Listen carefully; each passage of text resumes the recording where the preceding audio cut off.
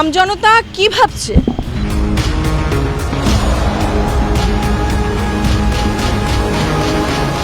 বহরমপুর, তুমি কি ভাবছো? সরকারি পরিষেবা কতটা পেয়েছে? শিক্ষা ব্যবস্থা কতটা এগোলো? আপনাদের কথাই আমরা তুলে ধরবো, আমরাই তুলে ধরবো, আমরাই দেখাবো ভোট জনতায়।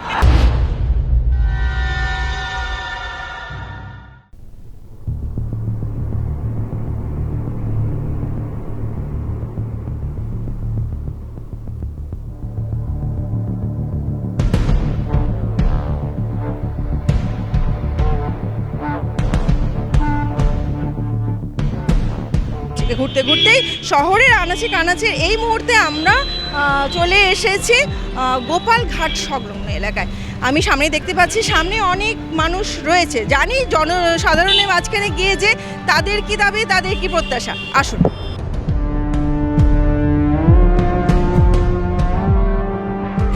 বলছি সামনেই তো বিধানসভা নির্বাচন, আপনাদের মধ্যেও একটা আলোচনা দেখলাম যে এই মুহূর্তে সেরকম কিছু আলোচনা করছেন।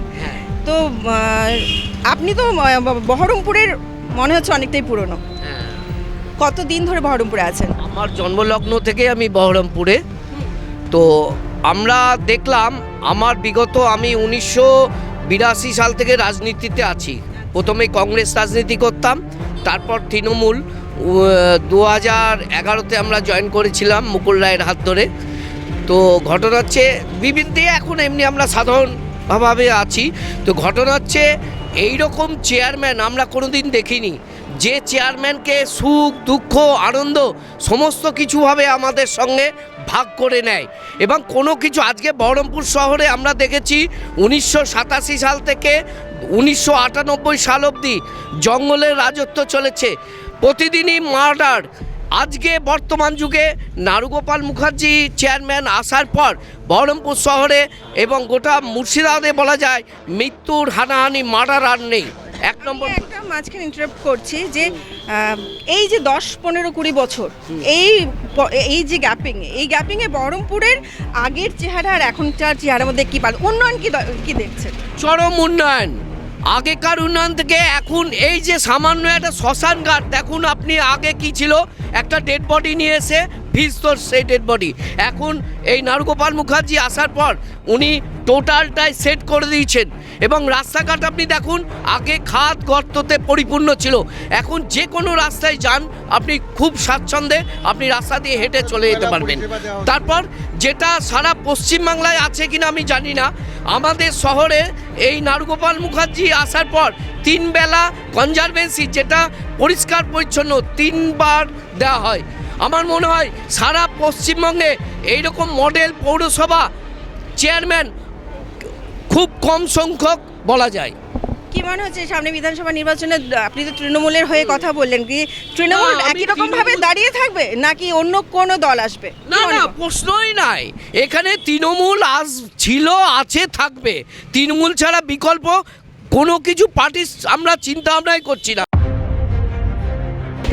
কথায় বলে চায়ের থেকে প্রচুর কথা বেরিয়ে আসে, সেরকমই কথা বলতে বলতে আমরা আরও এক জায়গায় চলে এসেছি। আমার সামনে এক দাদা রয়েছেন, যিনি তার হাতে এবার মুহূর্তে দেখতে পাচ্ছি চায়ের কাপ রয়েছে।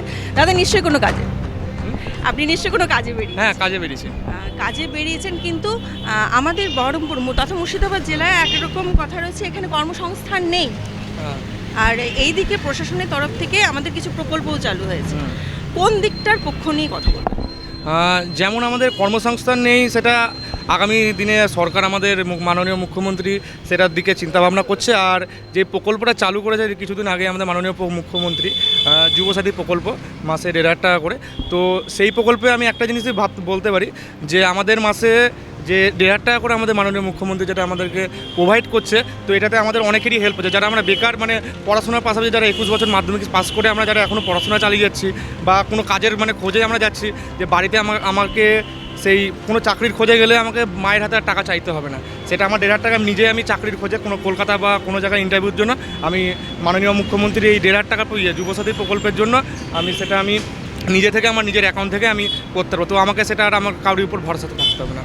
আপনি একজন মাঝবয়সী মানুষ, সামনে বিধানসভা নির্বাচন, এই বিধানসভা নির্বাচনের প্রশাসনের কাছ থেকে তো কিছু ধরা দাবি রেখে তবেই ভোট দেওয়া হয়। কীরকম প্রশাসনের কাছে কি দাবি রাখছেন, কি প্রত্যাশা রাখছেন? প্রশাসনে আমাদের এখানে প্রত্যেকবারই শান্ত শৃঙ্খলাভাবে ভোট হয়, তো এবারও চাইবো যে যেন আমাদের প্রত্যেকটা যেন বুথে শান্ত শৃঙ্খলাভাবেই আমাদের সাধারণ মানুষ হিসেবে কি দাবি প্রশাসনের কাছে, যে সরকারই আসুক না কেন তার কাছে কি প্রত্যাশা রয়েছে? যেই সরকারি আসুক না কেন একটাই চাইবো যে আমাদের পশ্চিমবঙ্গে যেন এই সরকারি চাকরির প্রতিষ্ঠানটা যেন বাড়ানো হয় এবং কর্মসংস্থানটা বাড়ানো হয়, এটাই চাইবো।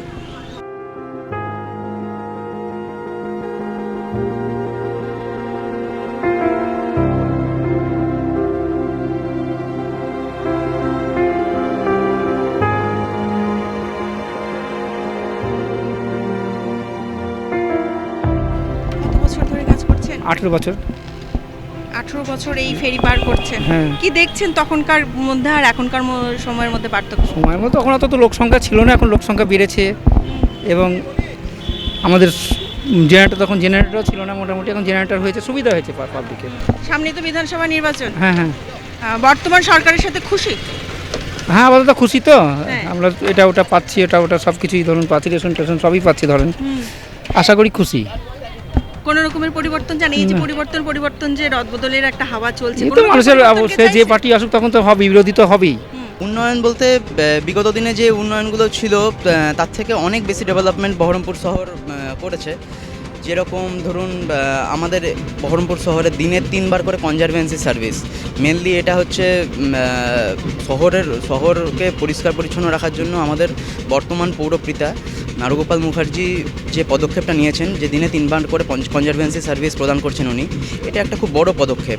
তাছাড়া ধরুন রাস্তাঘাট তো আছেই, প্লাস এই যে রাস্তাঘাটের কথা বললাম, কিন্তু আমরা তো এই ফেরিও পার হচ্ছে, এই যে একটা সিস্টেম ফেরি পার করার, এটা কিন্তু প্রচুর বিপদ আপদ তো ঘটে, যে এই নিয়ে কোনো রকমের পদক্ষেপ এখনো পর্যন্ত নেওয়া হয়নি, এই বিষয়ে কিছু কি বলবেন? দেখুন এই ফেরিঘাটে দিন থেকে রাত পর্যন্ত বহু মানুষ ধরুন এখানে পারাপার করে, রাস্তা গঙ্গা পারাপার করে, কিন্তু সেরকমভাবে কিন্তু কোনো বিপদ আপদ আমার মানে মনে হয় না যে কোনো মানুষ যদি সজ্ঞানে থাকাকালীন বিপদ আপদ খুব হয়নি বললেই বলা চলে। সেজন্য এবার এটা দীর্ঘদিন ধরে হয়ে আসছে, তবুও যদি নেক্সট কোনো প্রজেক্ট হয় তাহলে সেক্ষেত্রে আরও বেটার হবে। প্রশাসনের কাছে কি এই নিয়ে কোনো রকমের দাবি বা কোনো রকমের ইচ্ছে প্রকাশ করতে চান? দেখুন, প্রশাসনের কাছে ইচ্ছা প্রকাশ করার মতন তো আমি ধরুন কোনো পদাধিকারী, আপনি তো একজন সাধারণ মানুষ, সামনে বিধানসভা নির্বাচন, নিশ্চয়ই সামনে যে প্রার্থী রয়েছে তাকে কিছুটা দেখে তো ভোট দেবেন। এরকম কোনো প্রার্থী রয়েছে যে যাকে আপনার মনে হয় যে হ্যাঁ, যদি আমরা তাকে নিয়ে আসি তারা আমাদের এই সমস্ত দিকগুলো তুলে ধরতে পারে? দেখুন, ওটা প্রথমত যে দলের ক্যান্ডিডেট যারা দলের সর্বাধিকার মানে পদাধিকারে আছেন তারা ঠিক করেন। তবুও আমাদের যদি আপনি ওপিনিয়ন চান, তাহলে এখানে বহরমপুরে ফিটেস্ট ক্যান্ডিডেট তৃণমূলের পক্ষ থেকে আমাদের তরফ মানে আমাদের চিন্তাভাবনা অনুযায়ী নারুগোপাল মুখার্জি এখানে ফিটেস্ট ক্যান্ডিডেট। তিনি আমাদের জন্য, মেয়েদের জন্য অনেক ভেবেছেন, যেমন কন্যাশ্রী, রূপশ্রী, যুবশ্রী, আবার আমাদের লক্ষ্মী ভাণ্ডার বাড়িয়ে দিয়েছেন। আমাদের কারো কাছে আর হাত পাততে হয় না। ছেলেদের কোনো জায়গায় যদি চাকরির অ্যাপয়েন্টমেন্ট দিতে হয়, কোনো জায়গায় ফর্ম ফিল আপ করার জন্য মা বাবার কাছে হাত পাততে হয় না, এটা অনেক সুবিধা করে দিয়েছেন। আবার সমব্যাথীর জন্য 2000 টাকা দেন আপনি, পৌরসভা থেকে ওটা মানুষ পেয়ে থাকে। অনেক মানুষের উপকার হয়। আমাদের মতো মুখ্যমন্ত্রী যুগ যুগ জিও। বহরমপুরে উন্নয়ন কতটা দেখেছেন? খুবই ভালো, মানে ভালো বলতে হলে খুবই ভালো। যে আমাদের পৌরপিতা নারুদা আছেন, উনি এত ভালো, উনি কোনো মানুষকে ছোট বড় ভাবেন না। সব থেকে দিন রাত 24 ঘন্টা ওনাকে আমরা যখনই ডাকিব তখনই পাই। দাদা আমাদের এটা সমস্যা, উনি না আসতে পারলেও ওনার লোক দিয়ে আমাদেরকে উপকার করেন। এবং আমাদের যে ঘরের মেয়েদের আজ অনেক হেফাজতে আছে, স্কুল থেকে, কলেজ থেকে, প্রাইভেট থেকে আসতে হয় 3-4টে করে এখনকার প্রাইভেট মাস্টার, তারা পড়তে গিয়ে দেখা যায় রাত হয়ে যাচ্ছে, নির্বিশেষে আসতে হয়। যদি কোনো অবস্থা হয় ফোন করলেই তারা এসে হাজির হয়ে সহালে আমাদের বাড়িতে পৌঁছে দেয় আমাদের মেয়েদেরকে। এবং এই যে কন্যা রূপশ্রীটা পাওয়া যাচ্ছে, অনেক গরিব মেয়েদের যে বিয়েতে 25,000 টাকাটা পায়, এটা একটা মানুষের খুবই উপকার, খুবই মানে প্রচণ্ড। আজকের যা সোনার দাম বেড়েছে, এতে দুর্মূল্যের বাজে, তবুও তো আজকে মানুষ দেনা পাওনার কথা তো ছাড়ে না, নিতেই নেয়। একটা গরিব মানুষ তাও তো একটুও তো দিতে পারবে ওই থেকে, বা একটু খরচ করতে পারবে। এইটা দিদির কাছে আমাদের অনেক মানে পাওয়া।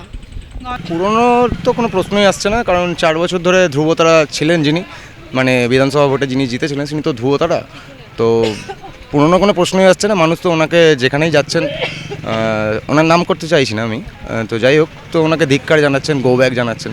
তো আশা করি আর মনে হয় না বহরমপুর মানুষ আর ভুল করবে নতুন করে আবার পুরনো মানুষকে জাগিয়ে তুলে। কাকে চাইছেন এবার? চাইছি কোন দলকে চাইছেন? কার কাছে প্রত্যাশা রয়েছে যারা বহরমপুরের উন্নয়নে সাথ দেবে?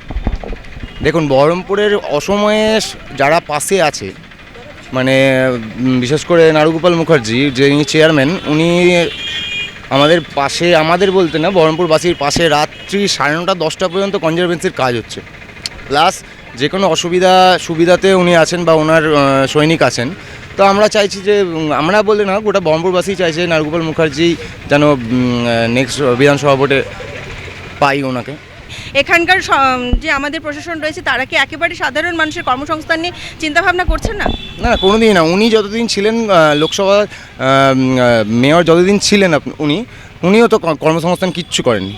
একটা মনে হয় না কিছু করেছে, যে 4 বছর পর যখন ভোট আসছে তখন ভোট ভিক্ষা করতে গেছেন উনি দুয়ারে দুয়ারে।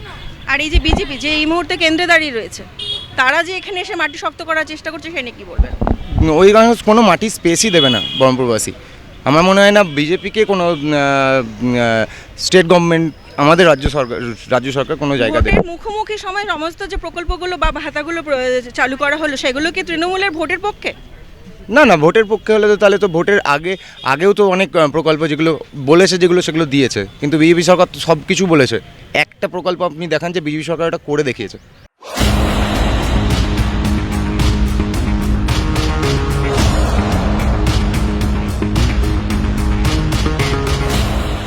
আমজনতা কি ভাবছে?